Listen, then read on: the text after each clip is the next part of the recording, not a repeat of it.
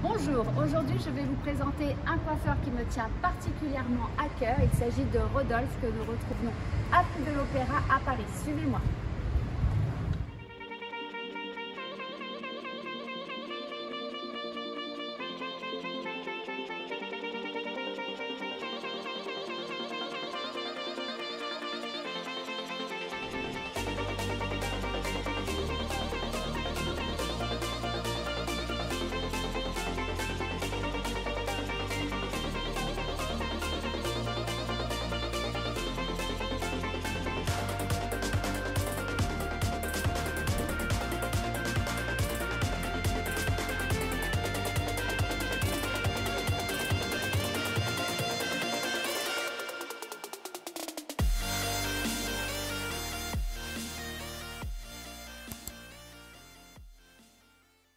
Bonjour Rodolphe. Bonjour Eve. Merci de me recevoir dans ton joli salon pour l'émission Les cheveux dans les yeux, une émission faite pour les coiffeurs mais également pour le grand public.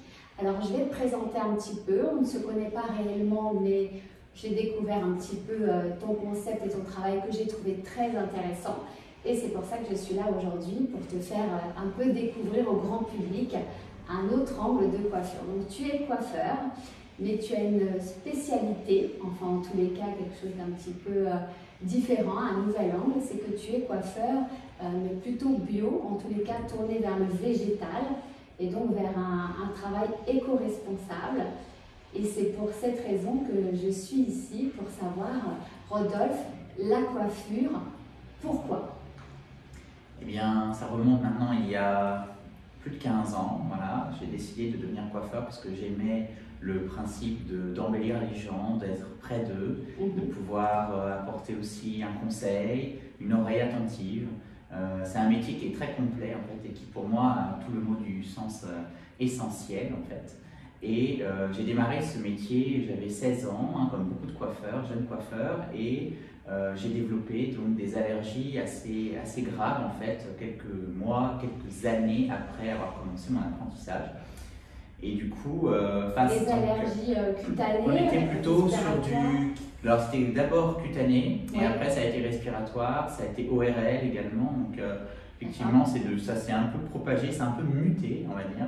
D'accord. Donc il est vrai que face à ce drame entre guillemets que bon nombre de coiffeurs vivent aujourd'hui, donc j'ai décidé de me réorienter toujours dans mon métier, mais d'une façon effectivement plus respectueuse de ma santé, plus responsable, plus respectueux aussi des clients, puisque bon nombre de clients aujourd'hui ne supportaient plus les produits qu'on avait l'habitude d'avoir, les produits on va dire conventionnels en coiffure, et j'ai décidé du coup de prendre un tout autre axe dans mon métier.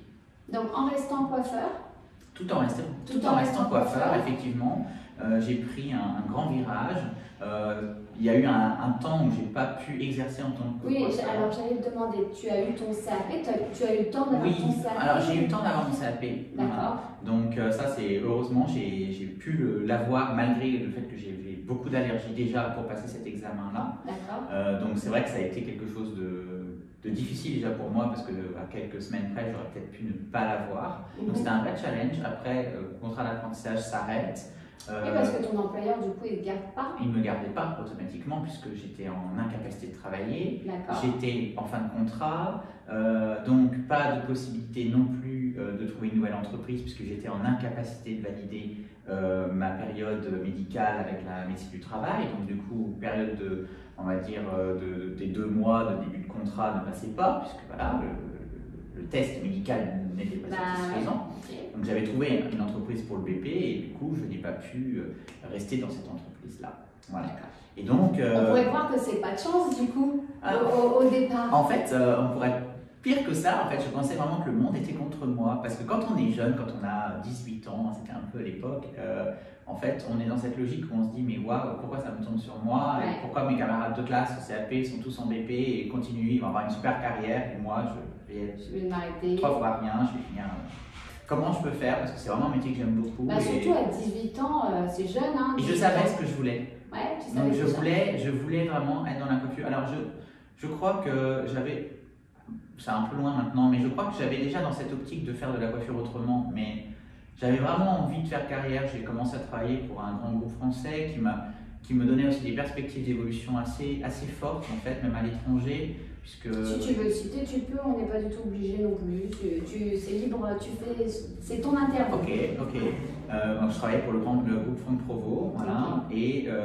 Mais j'avais des perspectives aussi chez Desange, pour notamment les États-Unis. Et c'est vrai que j'en étais très fier. J'étais très fier aussi de retourner aux États-Unis, puisque j'ai vécu 5 ans aux États-Unis quand j'étais adolescent. Ma mère est américaine, donc du coup pour moi c'était tout à fait naturel en fait, de retourner aux États-Unis. Donc tu es bilingue en plus? Je suis bilingue, je suis une binationalité. Donc du coup, pour moi c'était un peu naturel en fait. Voilà.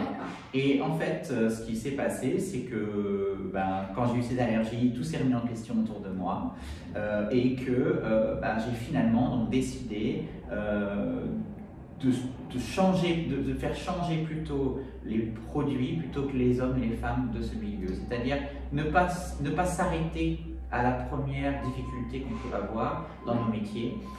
C'est une difficulté certes pas négligeable, les allergies, on le sait, tu le sais. Je crois que dans nos métiers, quand on aime profondément ce qu'on fait, quand on est passionné, quand on est habité par ce qu'on fait, je crois qu'il est vraiment important d'essayer d'aller au-delà justement de ces problèmes, de ces épreuves qui sont faites justement pour nous faire grandir.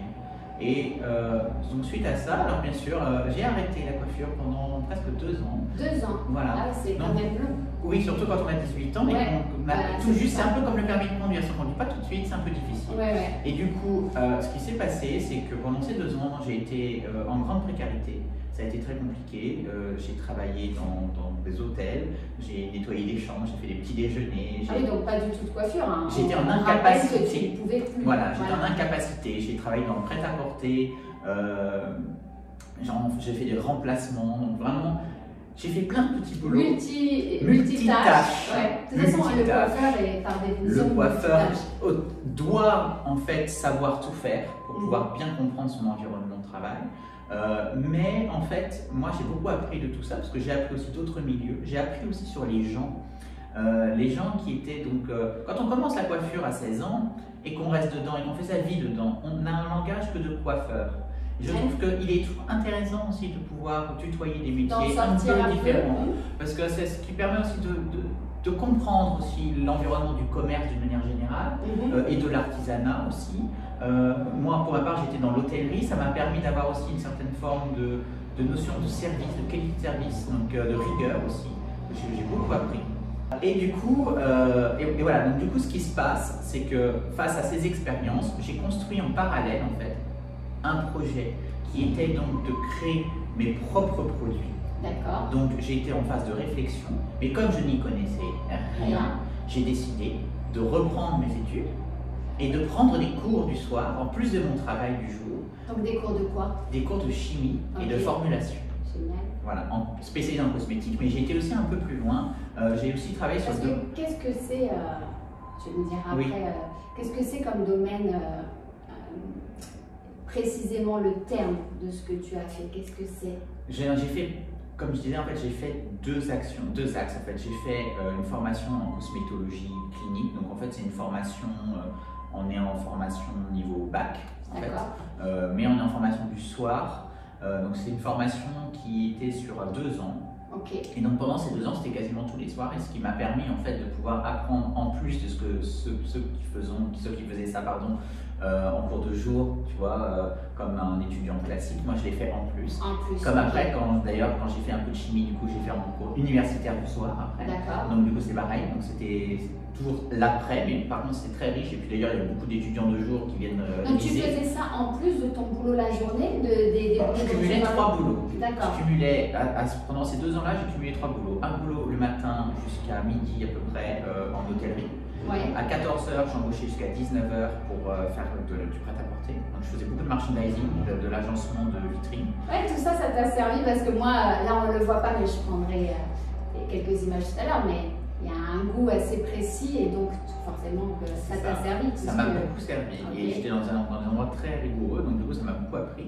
Et le troisième boulot, je faisais de la coiffure à domicile aussi pour pas perdre la main, bien sûr. Oui. Donc je m'étais inscrit et du coup je déclarais que je n'utilisais pas de produits. Donc du coup je pouvais quand même me couper les cheveux et modéliser les cheveux. Donc j'étais quand même content. 3 actions quand même pour un seul homme. 3 actions et en plus ce qu'il faut aussi savoir c'est que j'habitais dans une petite ville de province qui s'appelle Le Mans, dans la Sarthe, et que le tramway n'existait pas encore à cette époque-là et que je n'avais pas les moyens de me payer le permis.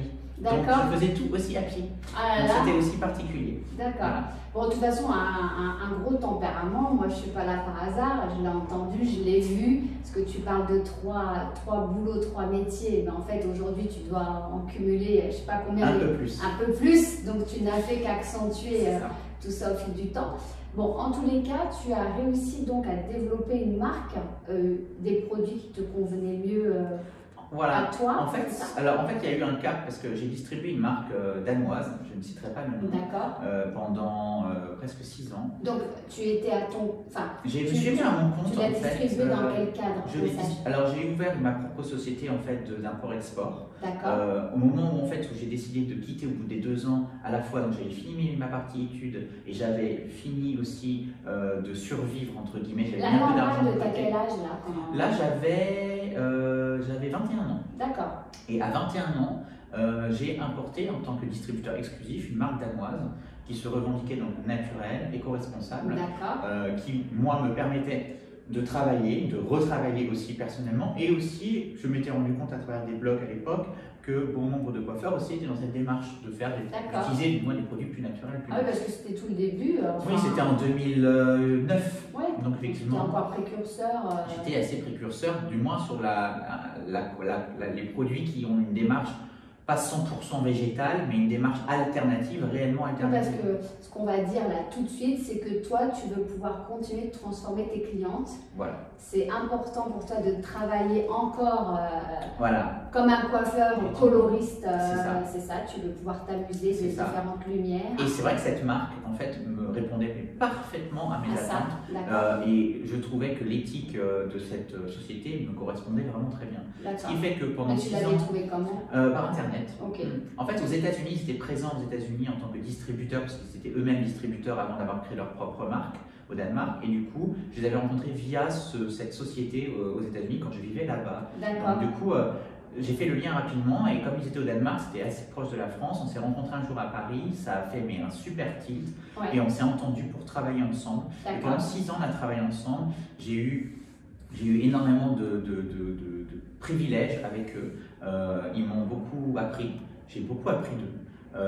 Mais ils ont aussi beaucoup appris de moi, dans le sens où, comme je suis quelqu'un de très sensible, à la fois très commercial, mais également technique. Ils ont beaucoup appris. J'ai voyagé dans le monde entier avec eux. Donc ça a été génial. J'ai été en Asie, j'étais aux États-Unis, j'ai été au Canada, j'ai été en Australie en tant que directeur artistique pour eux. Donc là, à quel âge Donc là, j'avais à peu près 24 ans, 24 ans. Parce qu'à chaque fois, on monte un petit peu. Hein. Là, on dit attention parce qu'il n'est pas vieux encore. Voilà. Donc, du coup, et du coup, ce qui s'est passé, c'est que je suis monté avec eux. Ils m'ont vraiment monté avec eux. C'était une petite marque qui grossissait. En fait, quand j'ai commencé avec eux, c'était une marque qui commençait dans leur propre milieu, dans leur propre marque, si tu veux. Et du coup, on a vraiment progressé ensemble. Quand j'ai commencé avec eux, j'étais le premier pays export pour eux. D'accord. Et maintenant, ils sont dans plus d'une vingtaine de pays. Ils ont énormément progressé. C'est devenu vraiment une petite multinationale, mais quand même, voilà, qui gagne à se faire connaître du moins. Et du coup, c'est vrai que ça a pris. Et moi, j'ai rencontré le monde, en fait, grâce à eux. Ouais. Et ça a été génial. Ça a été une expérience superbe. Parce que aussi, je veux le dire, avant d'oublier, c'est que tu es à l'international toi aussi. Oui.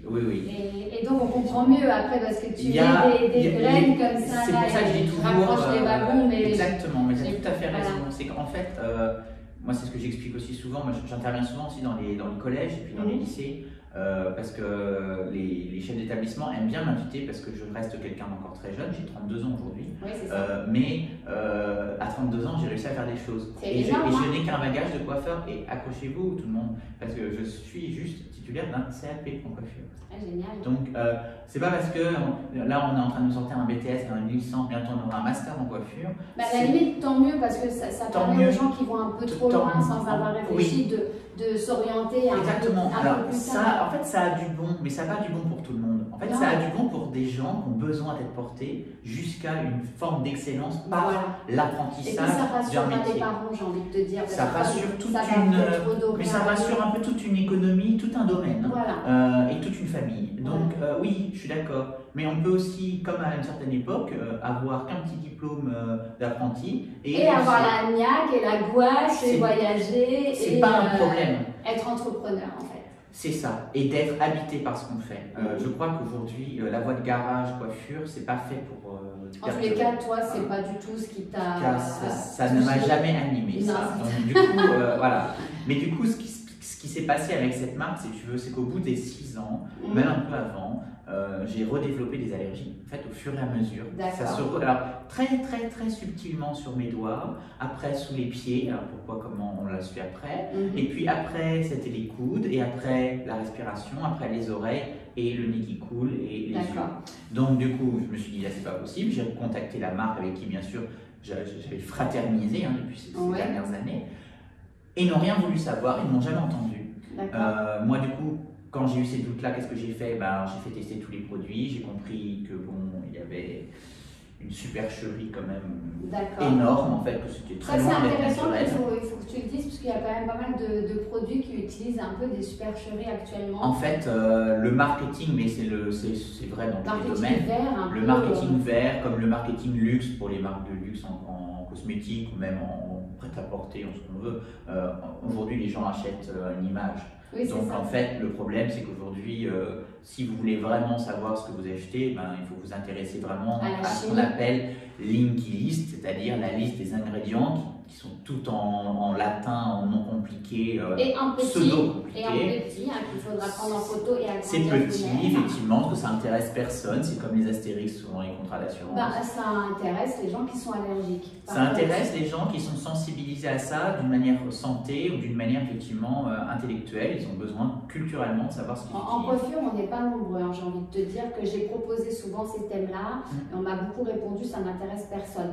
Alors ça, c'était il y a 4 ans. Attends, aujourd'hui, ça a sûrement changé. Alors en fait, ça tend à changer. Oui, mais en fait, le pire du pire, en fait, c'est que ça change par obligation. C'est-à-dire que comme on est de plus en plus sensible à ça, on est de plus en plus allergique à ça, pour le coup, on est très loin de l'effet de mode, on est vraiment sur un esprit purement santé. Et puis aussi, c'est égoïste aujourd'hui, parce que effectivement, quand on est attaqué directement au niveau de sa santé, il y a une réponse qui doit se faire. Moi, j'ai des clients qui rejoignent ma communauté de produits et de concepts qui ont déjà 20, 25, 30 ans d'expérience, qui ont leur salon, voire 2, voire 3 salons. Ils ont une trentaine de salariés. Du jour au lendemain, on leur interdit parce qu'ils ne peuvent plus rentrer dans leur propre salon. Donc ça veut dire qu'ils continuent à gérer. C'est une chance que tu as eu d'avoir ça jeune, parce que tu n'as pas eu besoin de te reconvertir. C'est très bien. En fait, c'est très dur d'un coup, mais après. Après, c'est plus light, finalement. Quand on est au fond du. Voilà. Mais moi, je vais te poser tout de suite la question d'après, c'est comment tu fais ton premier salon, donc du coup avec une nouvelle identité, une nouvelle marque, que je ne sais pas si c'est toi qui l'as créée. Tu crées d'abord la marque, ensuite ton salon. À quel âge ton premier salon? Alors, à quel âge C'était en 2012, donc j'avais 23 ans. 23 ans.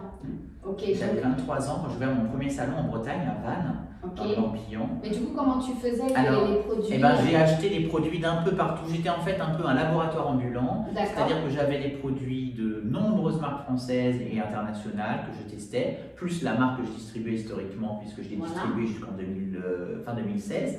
Donc, au final, j'ai quand même beaucoup compris grâce à eux et aussi avec beaucoup d'autres marques. J'ai aussi compris qu'on ne pouvait pas tout faire en naturel, les limites aussi d'un système qui était aussi lié à un respect du cheveu, mais aussi à une technologie qui a ses limites, en fait.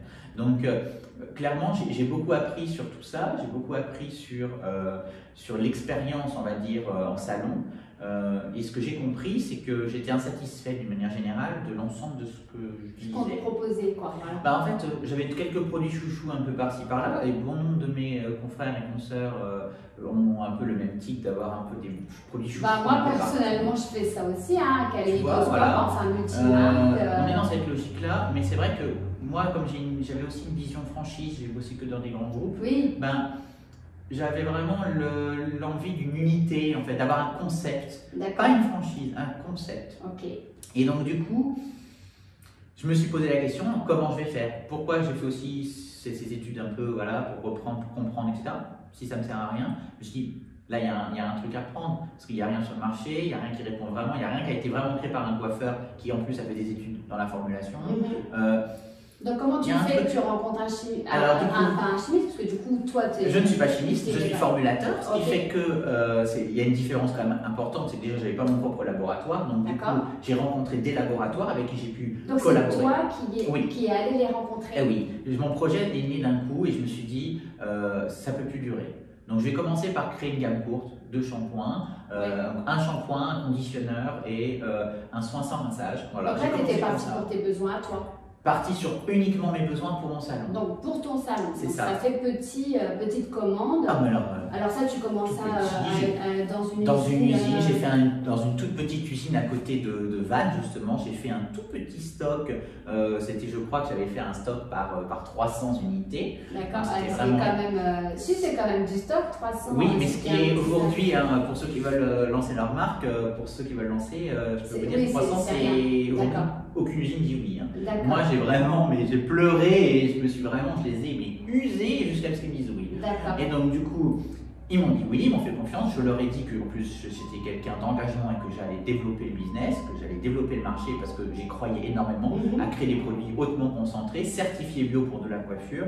Bah, c'était une fois de plus, c'était un peu avant-gardiste puisque j'étais le seul, je pense, à ce moment-là. Et aussi jeune, hein, parce qu'attends, il faut faire confiance à un coiffeur. Alors là, attends, t'es une usine, un coiffeur qui vient de voir, qui est jeune. C'est évident. Si t'as pas un petit peu de... C'est évident.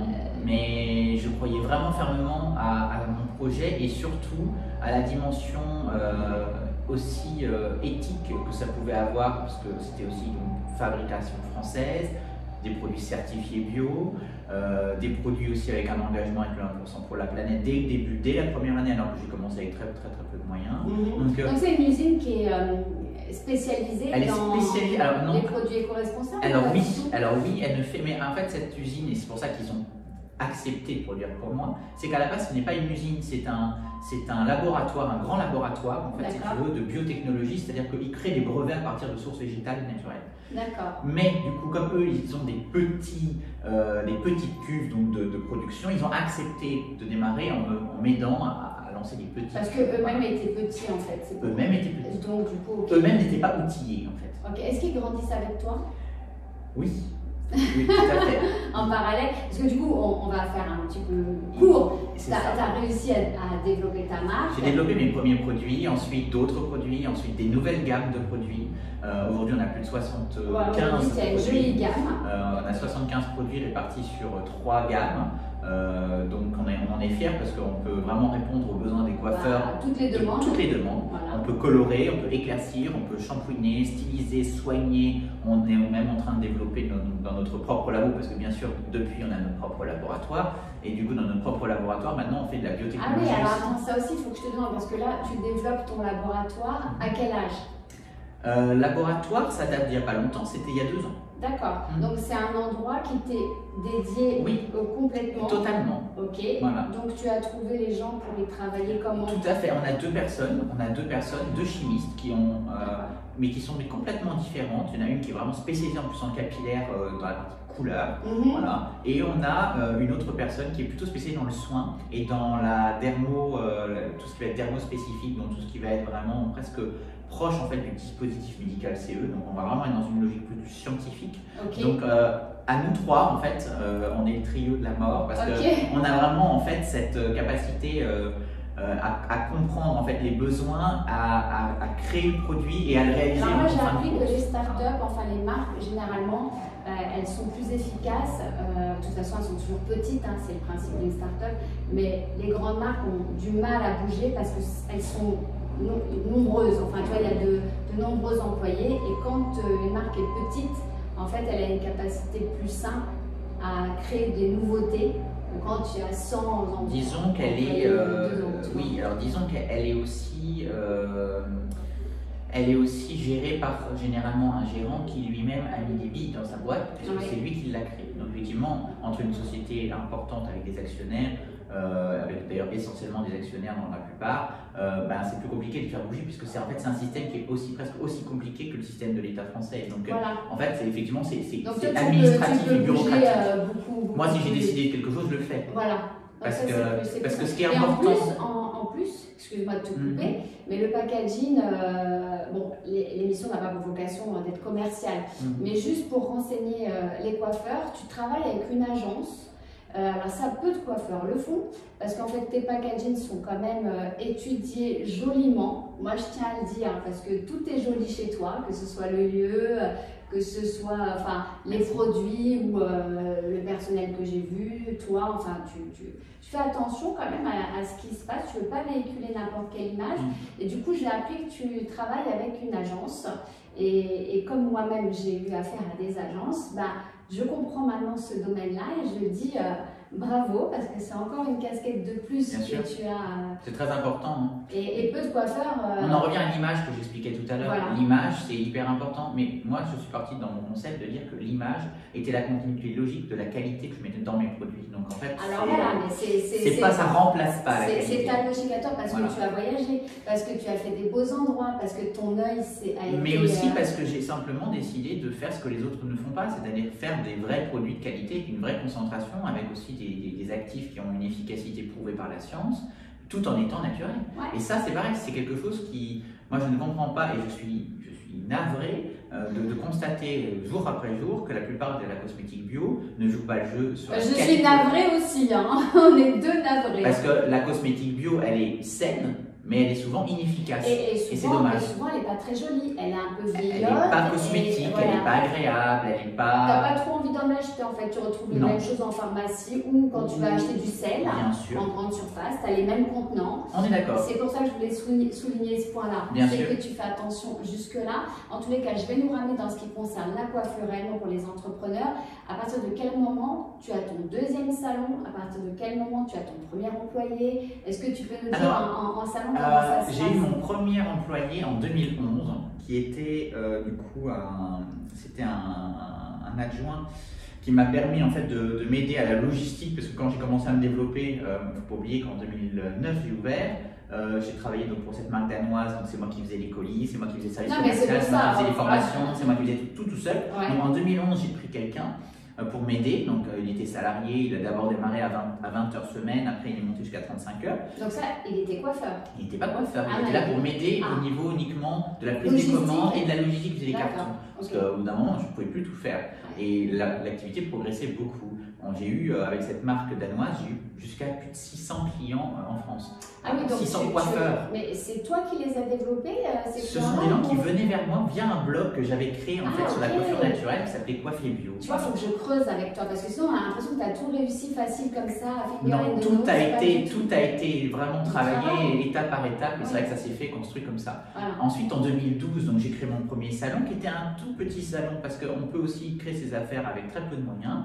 Et moi, je voulais tester un marché, parce que j'avais des grands locaux, j'avais investi dans des grands locaux en Bretagne pour justement la logistique, et je me suis dit, mais tiens, il y a une super pièce à l'entrée, je pourrais, à la place d'avoir un standard et une banque d'accueil, je pourrais très bien mettre un petit salon. Donc, attends, cet argent, tu l'as d'où? J'ai fait un crédit. Ah ouais, ok. Donc les banques, elles t'ont suivi? Alors moi, je ne sais pas si j'ai eu de la chance, on peut appeler ça de la chance, mais moi, à chaque fois que j'étais voir une banque pour un projet, même quand j'avais pas un rond en 2009, en pleine crise financière, j'ai été demander un crédit et j'ai eu mon crédit haut la main. Non, tu es peut-être convaincant, peut-être que tu as des bons outils. Je suis venu avec un dossier comme ça. Voilà, j'allais dire, tu as les bons outils, c'est-à-dire tu as un business plan. C'était étudié, voilà. J'ai respecté mon prévisionnel, qui est pourtant utopiste à souhait, les prévisionnels, hein, je tiens à le souligner, mais qu'importe. On va jusque-là, tu es aussi gestionnaire.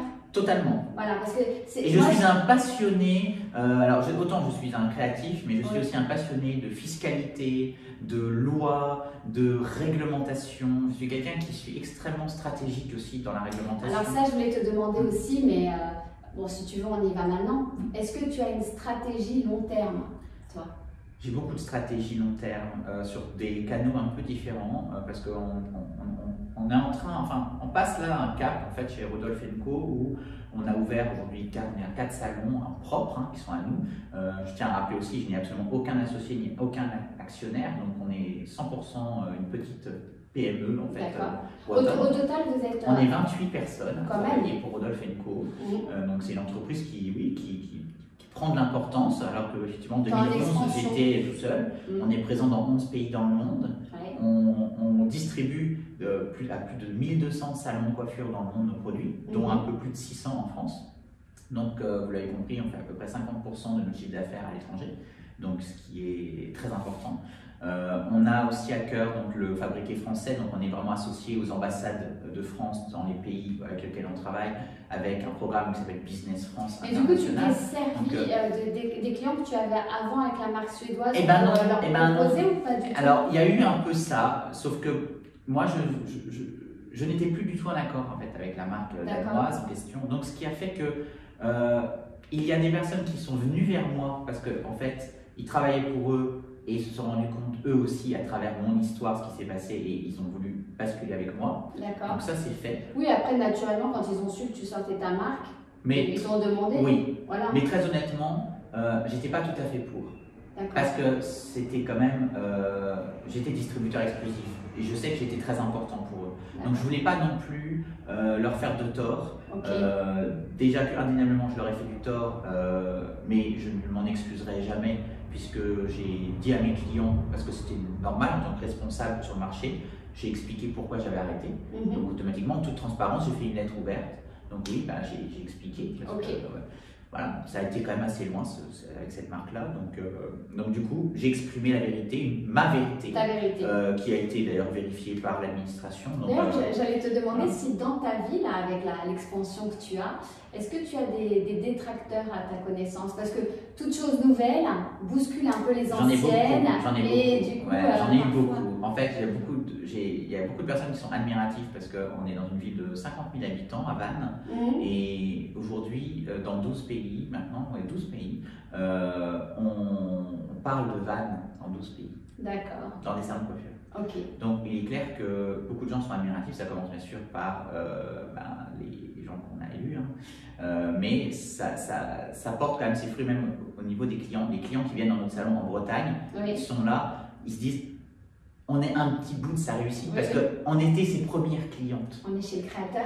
Oui, et puis elles ont été là quand je démarrais, quand j'étais tout petit, quand j'avais rien. Et du coup, c'est génial, elles se disent mais waouh, l'histoire que tu écris. Là, on est en plein Covid, on traverse une année historiquement compliquée. Et face à ça, première vague, j'ai des clientes historiques de Bretagne, accroche-toi, qui m'ont proposé de créer un collectif pour collecter de l'argent, pour nous soutenir, pour pas qu'on défaille. Super. Et c'est ces mêmes clients qui en 2012, je les salue parce que vraiment, j'ai été extrêmement touché en fait par cette démarche, qui a été une démarche mais auquel jamais j'aurais imaginé, puisque aujourd'hui, nous, beaucoup de clients pensent qu'on est devenu une grosse société. C'est-à-dire que là, ici, on est avenue de l'Opéra, on va le dire. Tu as combien, 200 mètres carrés, je crois que tu m'avais dit. Donc, on est dans l'espace spa. Enfin, nous sommes dans l'espace spa. C'est difficile à dire, espace spa. On y arrive toujours. On y arrive toujours. Mais il y a également un autre espace là-bas. Donc, on n'arrive pas ici comme ça par hasard. Donc, comment tu fais tout ça? Donc, parce que 23 salariés, tu as dit 28. 28, pardon. Combien tu as dit de salons? 4. 4, non, on ne l'avait même pas dit. Donc 4 salons Oui. en combien d'années? 6? Eh bien, en 8 ans. En 8 ans, donc c'est extrêmement court. C'est-à-dire que tu es en train de devenir un concept qui est capable de se revendre. Oui. Globalement en tant que salon. Tout à fait. Donc, On a un concept clé en main. Voilà. La seule chose qui nous limite actuellement, c'est qu'on n'a pas fait de projet de franchise. D'accord. Ok, donc tu trouves ça limitant. Qu'est-ce qui te fait avancer encore aujourd'hui? Qu'est-ce qui fait que tu gardes comme ça un espèce d'allant tout le temps, tu ne te démotives pas? Qu'est-ce que c'est qui fait ça aujourd'hui? C'est les gens. C'est les gens? Les gens que je croise, les gens avec qui je discute. Je suis quelqu'un qui a la parole facile, je parle vraiment aisément avec mes voisins, avec les gens en bas de chez moi, avec le SDF au coin de la rue. Un communicant? Je suis franco-américain. Dans la communauté où j'ai vécu, le dimanche, on avait pour habitude de mettre une grande table au milieu de la rue et à la Desperate Housewives, on faisait des réunions avec les enfants étaient avec les enfants, les parents étaient entre parents, les filles et les hommes ensemble. Et c'était quelque chose qui m'a beaucoup apporté. En fait, ça m'a apporté de l'assurance, bien sûr, mais ça m'a aussi apporté une ouverture d'esprit et l'esprit d'être ouvert vers les autres. Et d'être ouvert vers les autres, c'est aussi les écouter. Ce que mon métier, notre métier a extrêmement bien compris, c'est l'oreille attentive fait de nous de meilleurs coiffeurs. Donc, en fait, j'écoute beaucoup les besoins des gens, les conseils, même les avis négatifs, positifs, constructifs, qui sont là pour justement nous faire grandir. Et en fait, c'est des gens qui m'apportent ce désir de faire encore plus. Ok. Voilà. C'est ça qui te motive, toi, c'est l'humain. Tous les projets, je ne peux malheureusement pas tous les dire parce que j'ai plusieurs projets, dont certains qui restent confidentiels à l'heure d'aujourd'hui, mais j'en ai plusieurs, notamment à l'étranger, qui se formalisent donc en ce moment même. Crise du Covid oblige, c'est compliqué, mais moi je fais du Covid, j'en fais j'en fais juste une petite rivière, je fais juste un petit pont et... Tu vas forcément en faire quelque chose de positif, parce que vu ce que tu as fait C'est très important. C'est une façon de fonctionner en fait. Les difficultés sont faites pour rebondir et au contraire se réaliser. Alors ouais, je vais venir à la question d'après tout naturellement. Est-ce que tu as déjà reçu un uppercut psychologique ou assez fort qui t'aurait fait te poser des questions, d'arrêter ou de... Oui. Ouais. Est-ce que tu peux nous raconter? Oui, j'en ai eu deux. J'en ai eu deux. Le premier, c'est quand j'ai appris, en fait, c'était en fin 2016, quand j'ai appris que la marque que je distribuais depuis 6 ans, en fait, me mentait depuis 6 ans, et en fait mentait du coup par mon intermédiaire, je mentais à tout le monde, et je vendais des produits potentiellement toxiques à des femmes enceintes, à des personnes en chimio, avec l'aval de la marque qui disait mais il n'y a pas de problème, on est une marque bio. Donc là, il est clair que j'ai pris un coup de massue terrible, et là je me suis mis une première fois vraiment en question, et je me suis dit, et c'est là que j'ai rebondi une fois de plus positivement, suite à ce gros coup de massue, je vais en faire une force et quelque chose. Et j'ai fait ce que j'expliquais que j'ai fait. Deuxième coup de massue, c'était cette année. C'était en janvier. C'était en janvier. Mais avant le coronavirus en plus. C'était avant le coronavirus, effectivement. Je suis parti à l'étranger, comme j'ai l'habitude d'aller en Floride, puisque j'ai un bureau aux États-Unis depuis 2018 où mes produits sont commercialisés. Je suis allé là-bas et j'ai pris quelques jours de vacances. J'ai fait une petite croisière. Et j'ai été malade. Je suis tombé malade sur le bateau et je ne comprenais pas ce qui m'arrivait, bien sûr. Du coup, je suis rentré donc sur Miami et je me sentais à nouveau pas bien. Et ça a été très grave parce qu'effectivement, j'ai été hospitalisé dans les 24 heures. Voilà, et j'ai fait une septicémie. Donc il me restait très peu de temps à vivre. Je suis rentré dans un coma. Mais septicémie due à quoi? En fait, j'ai mangé un produit en fait, qui s'est positionné sur une vieille cicatrice que j'avais interne suite à une opération. Et du coup, ça passait dans le sang, ça a infecté mon sang. Et en quelques heures, finalement, j'ai vu ma vie un peu passer. Et je me suis dit, mais waouh, oui, je fais beaucoup de choses, mais j'aimerais tellement faire beaucoup d'autres choses. Et c'est vrai que ça m'a vraiment détruit. J'ai été rapatrié sanitaire en France, j'ai été hospitalisé à l'Hôtel Dieu pendant plus d'une semaine. J'ai été pendant plus d'un mois en arrêt. Et avec en fait, toutes tes entreprises qui tournaient en c'est ça. Un. Mais tu vois, ça m'a appris des choses. Ça m'a appris au final aussi des fois de lâcher un peu et de me faire du bien aussi, de prendre du temps pour moi, parce que je crois que c'est important de prendre du temps pour soi, surtout quand on est entrepreneur. En fait, on est un peu tête baissée en France. Non, voilà, moi je suis bélier en plus, je sais pas. Oh là là, attends, on est deux béliers. Ça aide certainement pas. Voilà, il risque d'avoir le feu dans la pièce. Ouais. Mais il est clair que voilà, j'avais mes habitudes vraiment de foncer et de jamais prendre de recul. Et c'est vrai que cette année, j'ai compris qu'il fallait aussi cette tubercule qui était très forte, parce que j'ai compris après que c'était pas juste une maladie, c'est que mon organisme était très fragile et très fatigué. Et que oui, à 32 ans, on peut être très fatigué. Et là, j'étais vraiment au bout. Ça faisait 11 ans que j'avais ouvert ma boîte. J'avais quasiment jamais pris de vacances. Et que oui, même quand on est jeune, il faut aussi profiter de la vie, parce que les années, on ne les récupère pas après. C'est fini. Et que même quand on entreprend, même quand on est à fond, il faut aussi se faire du bien, se faire plaisir, parce que personne ne nous l'apportera. Ça, c'est un beau message que tu es en train de donner là, parce que moi-même, les gens savent, hein, j'ai été opérée 2 fois de suite il n'y a pas très longtemps. Et en bon bélier, quand je ne m'arrête pas, on m'arrête. Hein. On peut dire qu'on a des belles synchronicités tous les deux. Depuis le début. Depuis qu'il se passe quelque chose. Je ne sais pas, mais en tous les cas, c'est vrai que si on ne le fait pas soi-même, la vie nous l'amène. Généralement, ouais. La vie nous l'amène. Et je l'ai vraiment compris. Et vraiment, effectivement, j'ai été vraiment j'ai été très touché par ce qui s'est passé. Et en plus, suite à cet événement, en fait, je partais pour une mission au Japon. Donc c'était en plus un voyage très long qui était à l'opposé de la Floride. Après, donc, ah oui. En fait, je suis rentré fin janvier et fin février, je partais pour le Japon. Ah oui, d'accord. Donc j'allais chercher des nouvelles matières de la pharmacopée japonaise pour un nouveau concept que je suis en train aussi de lancer. Et donc du coup, je me suis dit comment je vais faire. Et je rentrais 9 jours après et je repartais à Los Angeles pour une semaine, 3-4 jours après être rentré par la Voici. Mais vraiment, je me suis dit, je ne vais jamais y arriver. Je trouvais un bon concurrent. Mais du coup, je me suis dit, mais une fois que je suis rentré, il y a eu le confinement. Ah oui, ça t'a je suis rentré le 14 de New York et de Los Angeles. Quand je suis rentré, je me suis dit, oh, il n'y a pas de hasard à ce qui se passe, il faut que je fasse pause. Et c'est vrai que j'avoue, je pense comme beaucoup de Français et Françaises, j'ai pris le temps du premier confinement beaucoup de coiffeurs, pour me reposer. À ce moment-là, d'entrepreneurs. Beaucoup de personnes ont profité. Vraiment, le premier confinement, c'était vraiment lever le pied. Parce qu'il fallait lever le pied, on était épuisés, on était crevés. Ça, on ne dit pas assez au grand public. Hein. On a un métier qui est épuisant. Sans toutes les autres spécialités que tu as développées, juste la coiffure. C'est un métier très difficile. Voilà, parce que d'ailleurs, il faut le dire aux jeunes aussi qui regardent.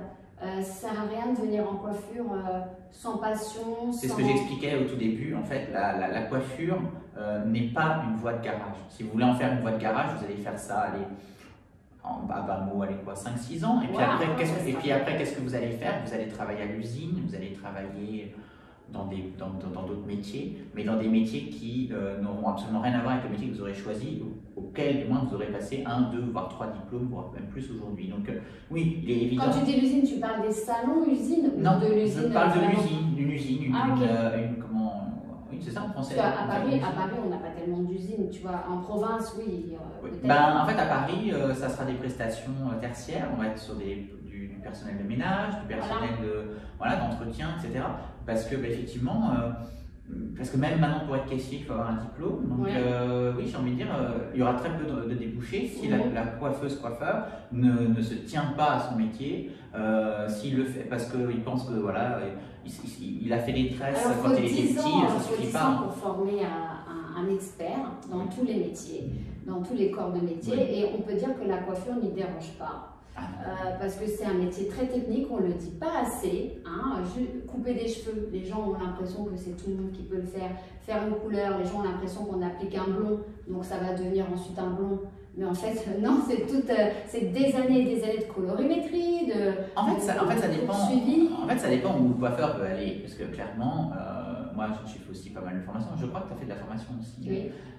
Donc, en formation, on voit de tout. Moi, j'ai vu des coiffeurs, j'ai formé des coiffeurs qui avaient 20-25 ans de bouteille. J'étais très étonné de voir qu'en fait, ils prenaient un nuancier, ils prenaient la couleur que la cliente a choisie, ils mettaient ça dans un bol avec un peu d'oxydant et la couleur elle est faite. la coiffure, attention, la coiffure est un métier, je vais me faire trucider, c'est un métier très facile. En fait, c'est un métier très facile parce que quand on ne veut pas apprendre et grandir, il suffit simplement de rester sur les acquis du CAP, puis on fait ça toute sa vie, jusqu'à ses 62 ans. C'est pour ça que je faisais ça, l'usine, je la voyais comme ça, tu vois. Mais t'as raison, ça peut être aussi l'usine dans la coiffure, c'est-à-dire faire 30 clients par jour, mais les mêmes. À s'épuiser. Ouais. Je tiens à souligner qu'Ève a un concept magnifique d'ailleurs à ce propos, parce que c'est vrai que tu développes des choses extraordinaires pour qualifier aussi notre travail. Et nous, on le fait aussi dans nos salons. On a un concept où on fait moins de clients, mais une meilleure qualité. C'est-à-dire qu'on place le client, non pas comme un roi, mais comme une matière noble avec laquelle on va travailler pendant une demi-heure, 1 heure, 1h30, 2 heures, 3 heures. Ça dépend. Le temps, la journée. Toi, tu vas même jusqu'au perruque. On va jusqu'à la prothèse capillaire qu'on personnalise, mais alors à un point très très poussé. On peut aller effectivement, nous, dans un univers comme on est dans cette pièce, dans du hair spa privatif, où on va prendre soin du cuir chevelu avec des produits que nous développons exclusivement à la demande. Donc ça, c'est un concept unique aussi, c'est que dans cette pièce, dans les 1200 salons avec lesquels on bosse, ils n'en ont aucun.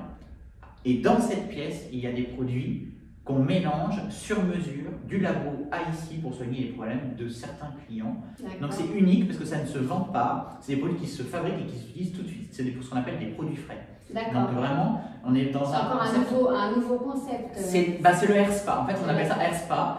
Le Hair Spa, c'est donc en Rodolphe & Co, c'est des produits sur mesure sur un cuir chevelu. Mais alors, moi je vais te poser, quand tu dis tout de suite Rodolphe & Co là, est-ce que tu as un nom de famille qu'on peut connaître ou tu préfères qu'on reste sur Rodolphe & Co? Comment je dois t'appeler moi sur Parce que si je veux parler de Rodolphe, il y en a plusieurs des Rodolphe en coiffure, on le sait. On le sait. Du coup, je vais t'informer parce que je ne sais pas si c'était de marque. Alors, l'avantage qu'on a, effectivement, on est plusieurs coiffeurs de renom. L'avantage, c'est que je suis plus jeune que ma génération. Oui, c'est ok. Donc, voilà. Mais il est clair que. Alors, moi, je m'appelle Rodolphe Diotel. Okay. Voilà, donc je suis breton, de mon nom. Et. Mais moi, on m'appelle comment? On m'appelle Rodolphe. Okay. J'avoue, on m'appelle Rodolphe. Non, c'est juste parce que je vais avoir un souci de sous-titrage. J'aime pas le monsieur Rodolphe, j'aime pas le monsieur Diotel, ça fait penser à mon père. Non, en fait, je m'appelle Rodolphe. Rodolphe, il s'appelle Rodolphe. Voilà, pour ceux qui ne savaient pas. Ok.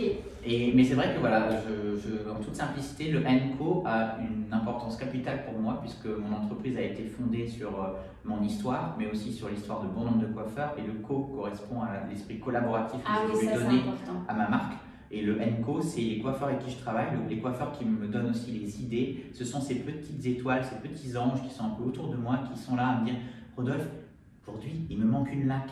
Là, il me manque une mousse. En bio, ça n'existe pas. Là, il me faudrait un lissage. Là, il me faudrait une permanente. Là, il me faudrait ça. » C'est ça, Rodolphe. Tout n'est pas réalisable. Mais Rodolphe, il entend tout. Mais Rodolphe, il entend tout. Okay.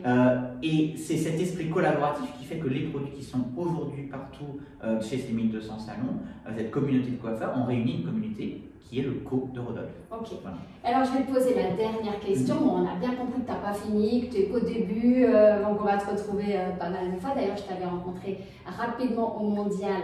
Tu étais tellement surbooké que je n'avais pas pu accéder à toi. Mais bon, voilà, du coup, je suis là en perso. Rodolphe, est-ce que tu travailles à l'intuition? C'est ma question perso, spéciale dédicace. On répond ce qu'on veut, hein. Sens-toi libre. Alors, moi, je pense que comme beaucoup de personnes, on apprend en fait à écouter son intérieur. On écoute les autres, mais on est dans le ressenti. Moi, l'intuition, j'y crois beaucoup. Donc moi, je marche à l'intuition, mais à 300%, parce que il faut arrêter de penser, il faut ressentir. Et quand on ressent les choses, quand on apprend à ressentir ses émotions et à ressentir ses envies, ses besoins, la vie est courte. On a choisi un métier difficile, mais un métier par passion. Passionnant, hein, difficile, mais passionnant. Mais je crois que c'est grâce à ça qu'on arrive justement à tenir moult d'années. Je tiens quand même à préciser, moi je ne sais pas en ce qui te concerne, mais je vois quand même aussi beaucoup de coiffeurs qui arrêtent avant la fin de la carrière. Il y a beaucoup de coiffeurs qui ont des deuxièmes carrières. C'est dur, mais c'est aussi parce qu'ils se sont ils se sont trop justement foncés tête baissée, se sont consumés en 15 ans, l'équivalent de 30 ans. Ils se sont fragilisés physiquement, mentalement, parce que voilà, ils étaient dans une logique où ben, il fallait produire, il fallait produire. La tête dans le guidon, comme tu dis, les années on était dedans, mais le ressenti, ben là, c'est de comprendre justement, comme quand on a une maladie, des choses comme ça, des allergies, c'est le corps qui dit stop, il dit il y a des limites là, tout ça, mais mon conseil, c'est aussi que je peux aussi donner aux coiffeurs et coiffeuses d'aujourd'hui et de demain, c'est aussi apprenez à vous écouter. Écoutez-vous, arrêtez d'écouter ce que les autres vous disent, arrêtez d'écouter ce que les vendeurs de produits vous disent, écoutez votre cœur, votre corps, c'est très important pour vous et aussi pour votre avenir. Oui, c'est-à-dire que ça paraît assez impossible au départ, comme pour toi, comme c'est pour l'expérience moi. Qui fait que... Et finalement, tu te rends compte que c'est pas si compliqué que ça de changer des choses. C'est juste, ça à la portée de tout le monde. C'est de se changer soi, de s'écouter soi. C'est ça. Et voilà. En tous les cas, Rodolphe, voilà, j'espère qu'on a compris que tu n'es vraiment qu'au début. Et en tout cas, merci pour ce joli échange. C'était passionnant de t'écouter. Merci à toi. Et je te dis à bientôt, je vais te suivre, on va se suivre. Et je te dis à très bientôt. Merci pour cette belle interview. Avec grand plaisir. Merci à bientôt, à toi. Rodolphe. Merci, à bientôt.